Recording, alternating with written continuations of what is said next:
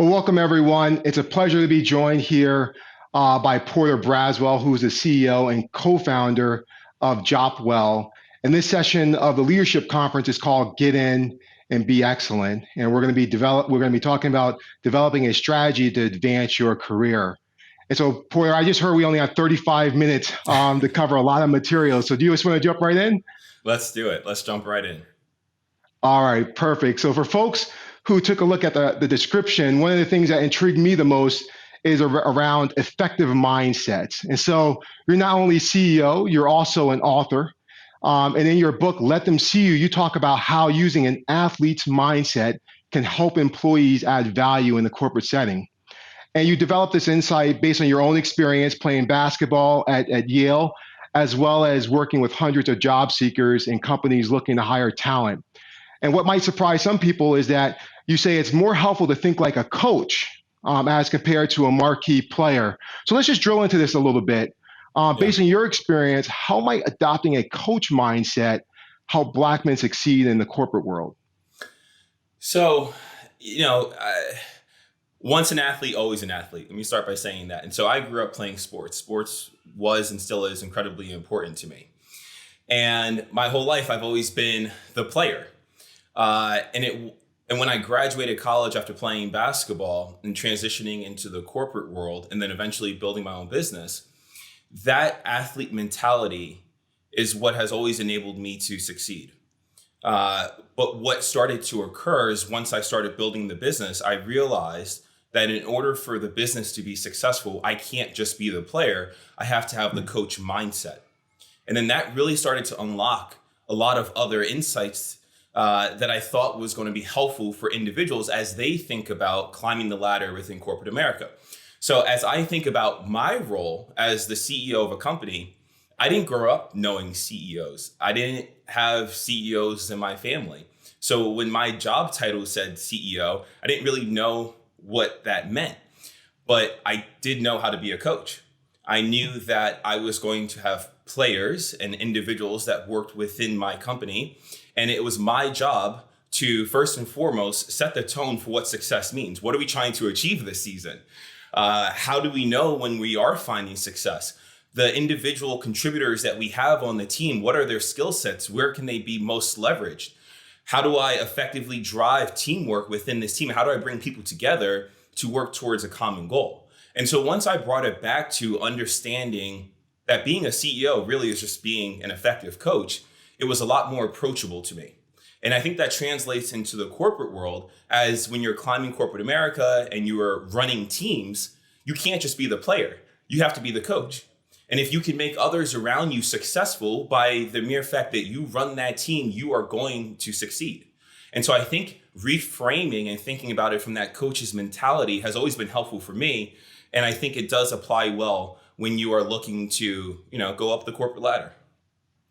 Yeah, no, it certainly applies well. And you worked on Wall Street for a little while, and so you know the corporate world is very results oriented. I'm sure is the same for your own company. And so we're all kind of working through how do we deliver results. So what kind of results can we expect by adopting kind of this coach mindset? And can you give us an example of kind of where you've seen results come through?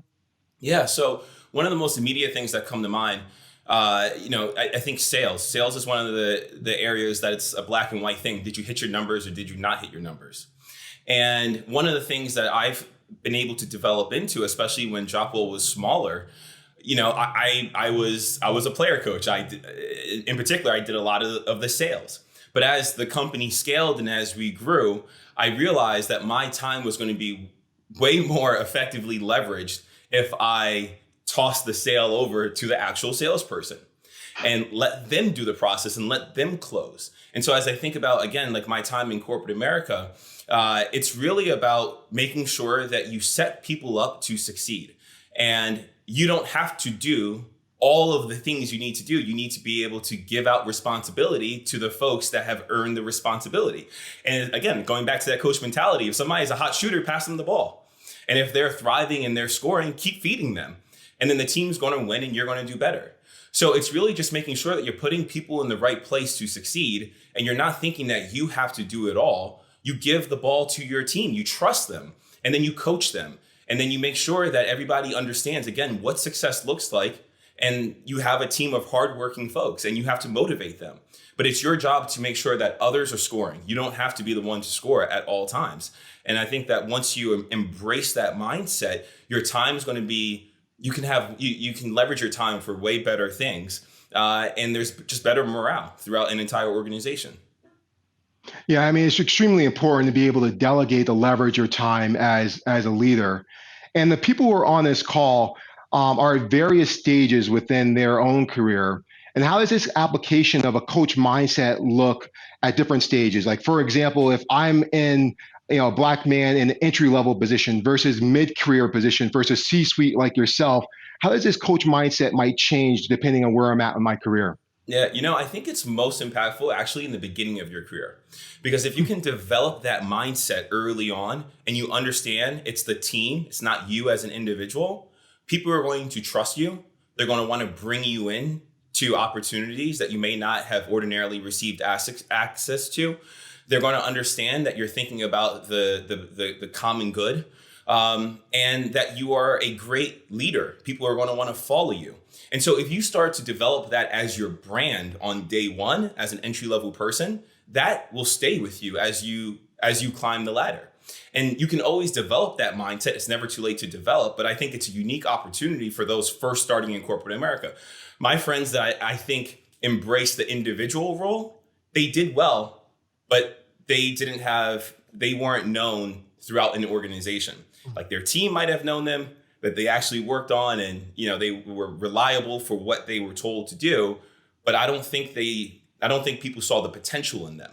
So I think it's those individuals that again can do their job, do it really well, but also have that coach mentality at the entry level. You're going to develop an incredible brand that will stay with you, and you're going to be thought of as a leader and somebody that people want to follow. Yeah, I mean, that's extremely important, is to be viewed as a leader very early in your career and before you have folks to manage. And that's great advice. But why don't we switch gears a little bit and talk about navigating the landscape here? And you've talked about how there's a different set of rules for Black men working kind of in the corporate and professional settings than there are for their white colleagues working in the same settings. And I imagine your personal experience around these different rules was kind of part of the reason why you co-founded Jopwell. Now, based on your personal experience and your work advancing the careers of Black, Latinx, and Native American students and professionals through Jopwell, what are some of the rules for Black men in working in a corporate setting? So it changes. It changes depending on the company, the industry that you're in, and the type of work environment that you show up to every single day. What I was mainly trying to get at is that there are different rules that Black men have to follow in this country to succeed across the board, both personally and within the corporate world. And whether it's the talk that you get from your parents when you're young about you're a Black man in this country, and so when you go out into the world, doesn't matter what background you come from, what school you went to, what job you have, you are a Black person, you are a Black man, and that will mean something to the person that's interacting with you. It can mean a lot of different things, but it's going to mean something different than if you were a white man. And we've seen that play out way too many times on television for me to go into right now. So that's just one example of how there are different rules that are applied for Black men in this country. That carries over to the workplace. You can't just have that just happen in society and not expect the bias to carry over into the corporate setting. So the most important thing to do, I think, as a Black man, is to acknowledge that you're just going to have different rules than everybody else.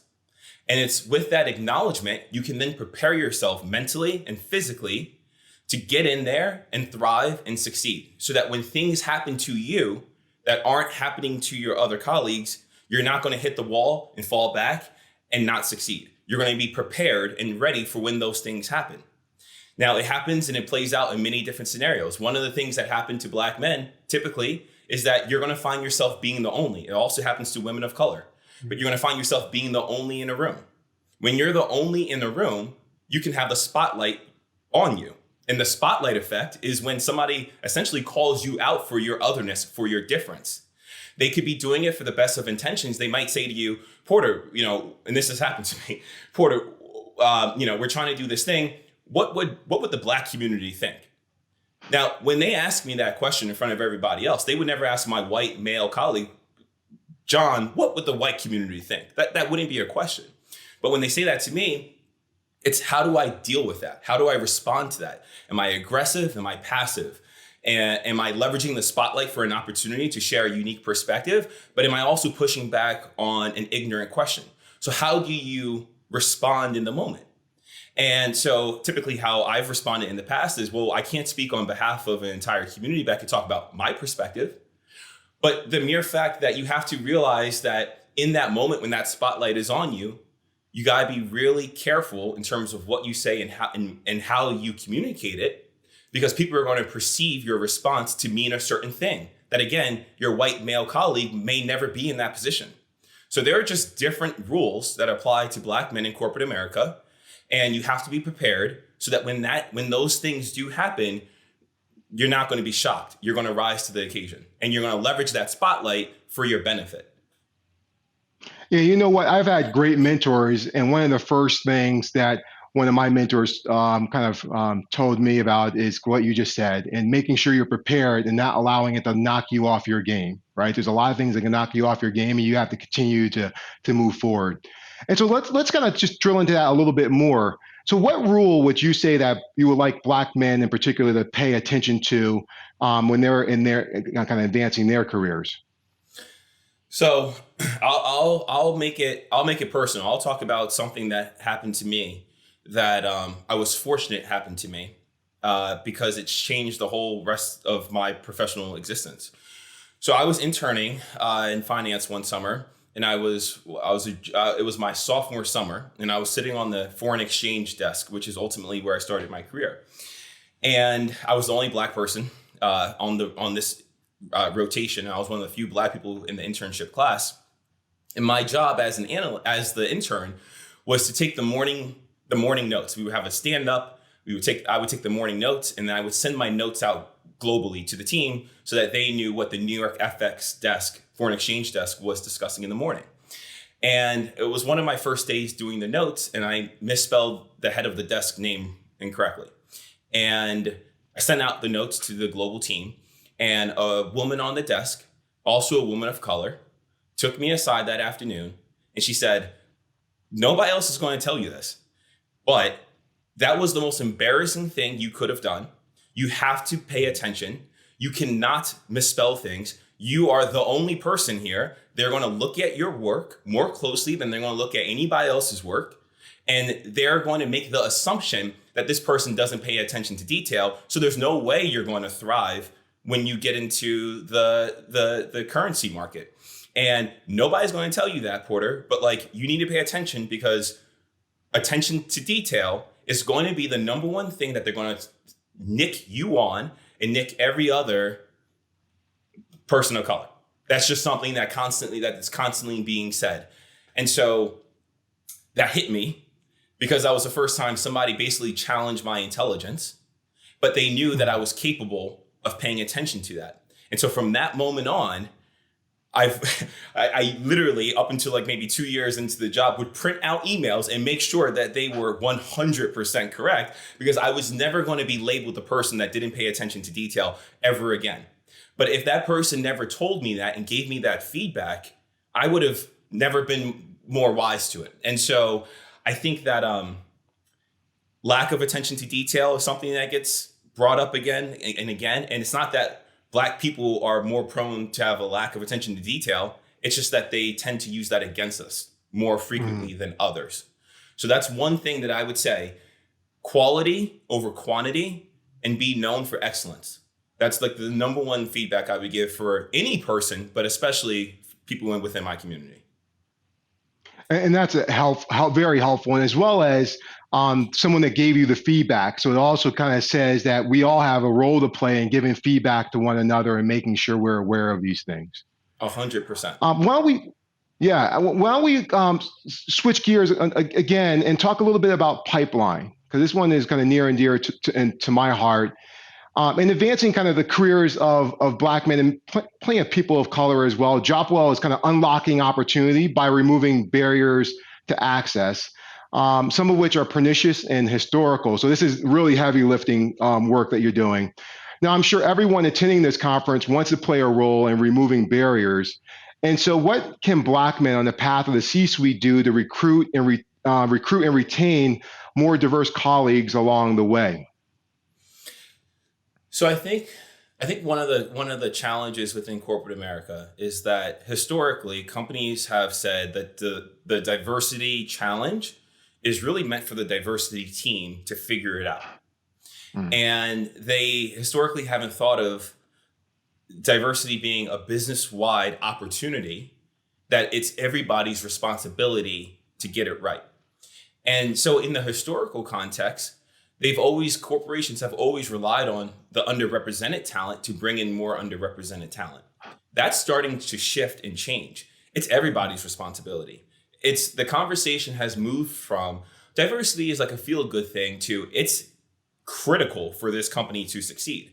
I think the world has moved more towards understanding the critical nature of driving a more diverse workforce. I can spend days talking about why diversity matters, but we don't have time for that. I think everybody understands that question now, or that that theme now. And so, yes, it's the responsibility of our community to bring other people along 100%, but it's also the responsibility of your white peers and colleagues to bring everybody along as well. And it's no longer acceptable. So I think the role now of people from underrepresented communities within corporate America to drive a more diverse talent pipeline needs to be shared with everybody.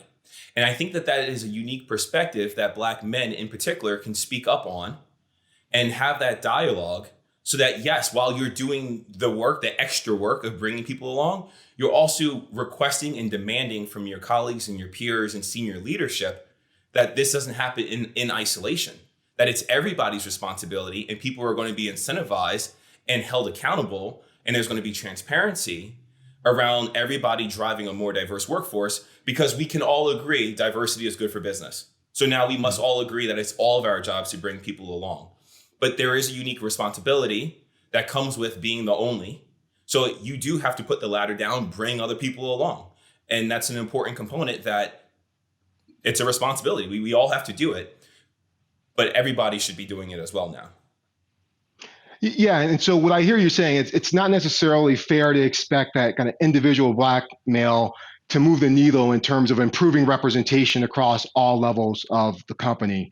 But speak to kind of the Black men who want to champion diversity in their organization. How can they tell the difference between challenges that are too big for them to take on alone? And I want to emphasize alone doesn't mean that you don't take it on, but I want to emphasize the word take on alone, versus ones that are within their power to change.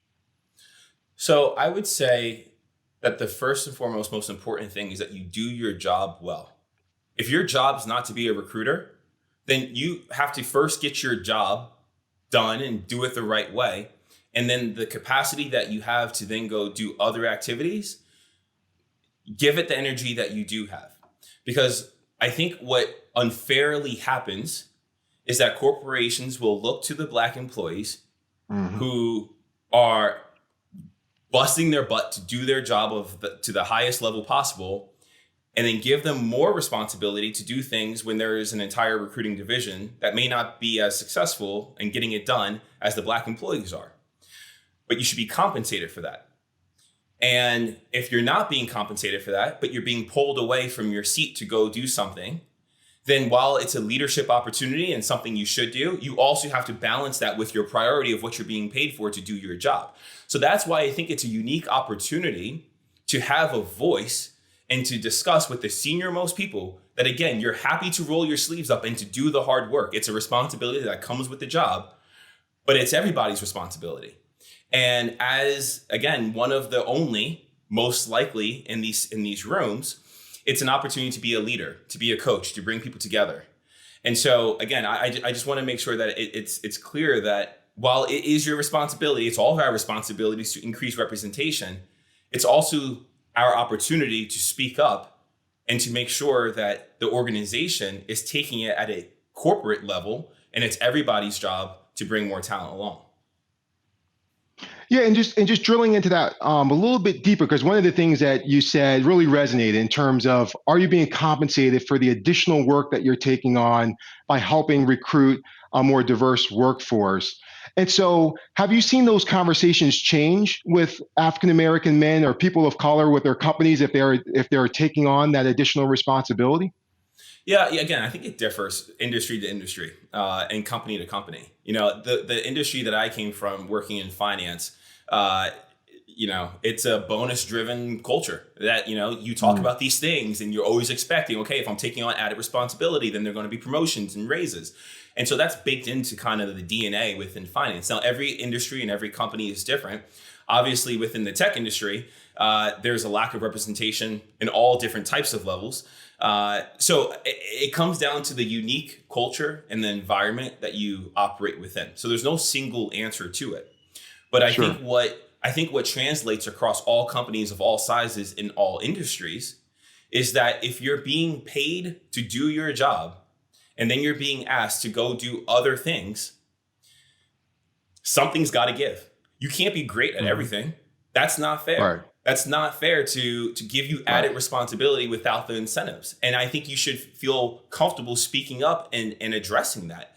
Now, if everybody's doing it and everybody's expected to contribute, then that's one thing. But if you're being singled out because you're black to go recruit other black people and you're not being compensated for that, there's misalignment. And that's not fair. And that's great advice and great perspective. So why don't we switch and continue down this line of adding value? And let's kind of really like drill down on what helps. And so you and your company have helped improve and accelerate the career journeys of thousands of people of color, kind of where you're focusing in on.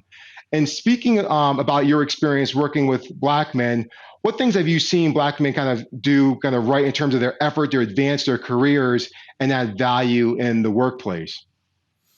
I think the biggest thing, and this comes back to, like, again, how I think about this topic of diversity, is that you feel comfortable enough to share your experiences and your perspective. Again, I would assume most of the people in this audience are going to find themselves regularly being the only. And so the value and your superpower that you bring to so many situations is that you have a different perspective than others. And if you feel comfortable enough to share that perspective and the context that you're coming to the table with, that's the power of diversity being unlocked. That's where the best ideas and problem solving and creativity to generate amazing products and solutions and services, that's where that happens. So being a black man in corporate America and just looking at the representation of black men in corporate America, your superpower is that you have a different perspective. It's the company's responsibility to create the space and the culture where you feel like you can share that, where that can come out, where you feel like you belong and you can bring your authentic self to allow that power of diversity to be unlocked. But that's your superpower that your white colleague doesn't have. They don't have that unique experience of being a black man in this country. And so how do you leverage that? But I think that that's the unique opportunity that we have. And there's a more of an acceptance of corporate America now than ever before to allow that perspective to come out. And so I think that's our opportunity as black men in this country to share our experiences and our existences, because what happens outside, corporations can no longer think that what happens socially can't cross over into the workplace. And if they understand and they create the spaces where we can leverage what happens in society and we can have those dialogues internally, you unlock the power of diversity and you'll create better solutions for your clients. All right. And let's kind of drill in that to that a little bit more. And so what I've seen is that, and we talked about this a little bit earlier, is that it's not just about doing excellent work, right? And it's not just about being accountable. There's a need to make sure you're effectively showing your value. And so, what things have you seen Black men do to more effectively promote themselves in the workplace? So this is one of the things that I learned from a colleague, that I didn't grow up at the dinner table having these conversations. But one of the things that I think help, regardless of the color of your skin, but I just find that when I talk to my friends, my black male friends, nobody told them this, is that write down your accomplishments. Write down the things that you've done. What have you produced? What results have you had? Keep track of those things so that when it comes time to have a conversation about your worth and your value and your salary, it's not for negotiation. You're coming to them with leverage. You're telling them, I know what I'm worth. And let's have a dialogue now about how we're going to make sure that I'm compensated fairly. Or how am I going to get a promotion that closely resembles the work that I'm doing that I've documented over the last year? Now, how you present that and how you have that dialogue, it's a song and it's a dance and it's a cultural thing and it's, based on the company and what's acceptable and what's not. And it's those unspoken rules that you have to have a mentor tell you how to approach it. But just simply writing down your accomplishments and being able to make a compelling argument and never be satisfied with what they tell you initially and fight for more. That was something that a white male colleague of mine told me. My parents never told me that. And that made all the difference. Yeah, and what you just said reminds me of kind of same journey I went on, right? And so you grow up to be very humble, Yeah. and you don't have kind of parents that had that same experience, and so advocating for yourself is a challenge, and a lot of times mentors show you the way, but there's still a block. How do you counsel, especially folks who are a little bit younger in their career, as to how to position themselves for a promotion and for salary advancement? I think you just touched on it, but any more insights you can provide? Because I think this is Yeah. one of the biggest challenges I've seen, especially for people of color.